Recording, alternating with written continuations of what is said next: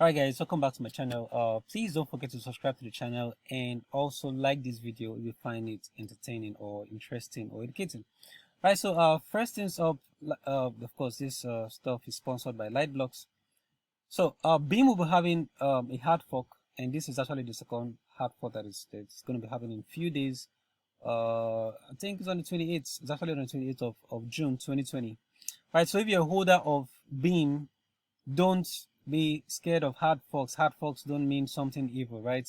They're just trying to upgrade the network. And you want to know more about this upgrade, I'll drop a link to this article.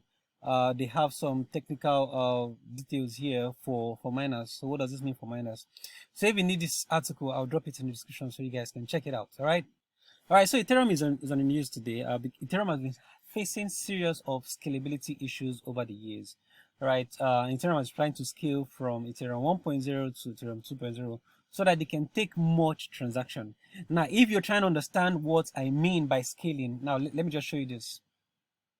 So this website is called blocktivity.info, as you can see, blockchain activity matrix. So it tells the number of transactions that takes place on a blockchain, right? So it tells how difficult it is for different blockchains to carry out transactions.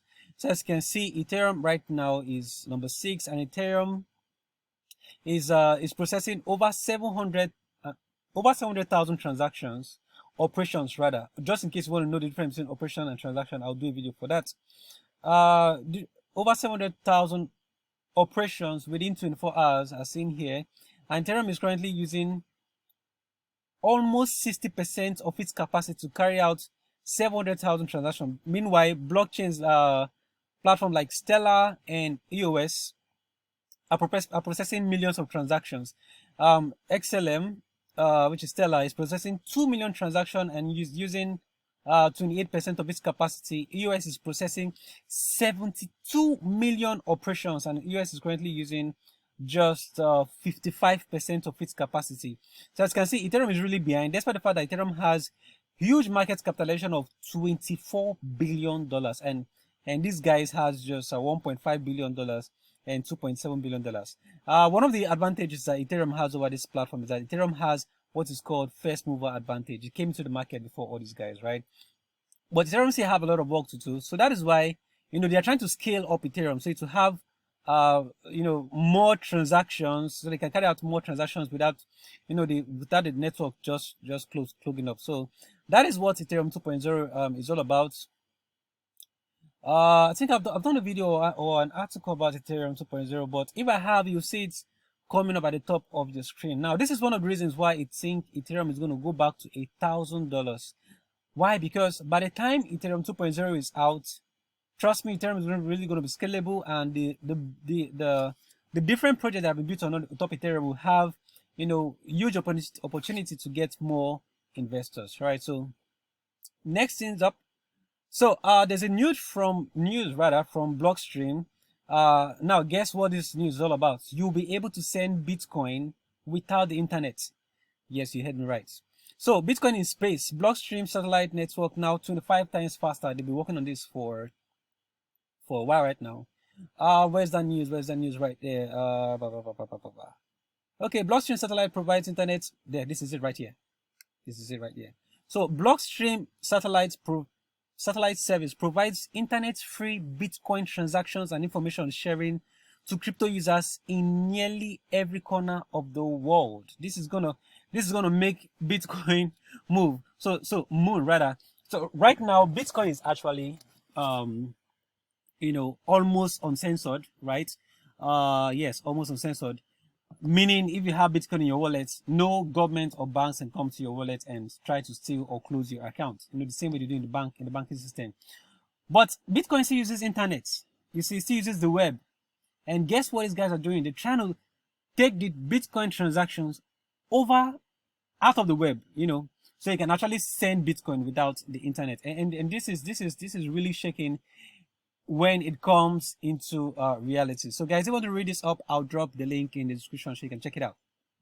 Next things up. Former Bank of China president says digital yuan can replace cash. Of course, guys, this is the future. Just in case you don't know, I'm pretty sure, I'm really sure this will be, our generation will be the last to use physical cash. Physical cash has so many limitations, right? So, you know, different governments of the world, they produce money, right? How do these guys know the actual amount of money needed to be produced every year? So they have what they call inflation rates. So how do they know the actual amount to be produced when this physical money cannot be tracked electronically? So I'm pretty sure digital cash is the type of money for the future, right? And of course, this is going to enhance and give more credit to cryptocurrency as a whole. All right, so the last news I have for you guys today. So there's this news right here. 5 reasons why institutional investors refuse to join the crypto sector. Well, as far as I'm concerned, the reason why they are refusing to join is because, you know, they didn't know it was going to work, right? How will you have a type of money that lives on the internet and is not controlled by banks or governments? They didn't know that it's going to work. But why am I telling you guys about this article today? That's because I saw something really interesting. Now, if you have any cryptocurrency you have, no matter how stupid that cryptocurrency might be, right? Huddle up to your cryptocurrency. Now, of course, this is not a financial advice, right? But for me, I'm going to hodl any cryptocurrency I get, whether it's form of an airdrop or someone give it to me, as long as that cryptocurrency is tradable on the market. I'm not selling. I'm not selling, guys. Now, let me show you the reason why I said I'm not selling. Now, if you scroll down this article, you're going to see something. Now, look at this picture right here. Now, this is Bitcoin. This is the amount of money in the world. This is the amount of money, all the money in the world. We have $67 trillion in the stock market. We have $34 trillion in physical money. We have $7.5 trillion in gold.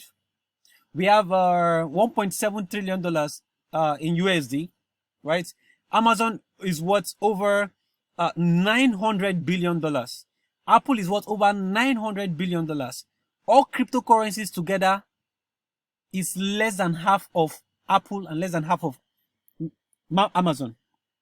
Now, what does it tell you guys?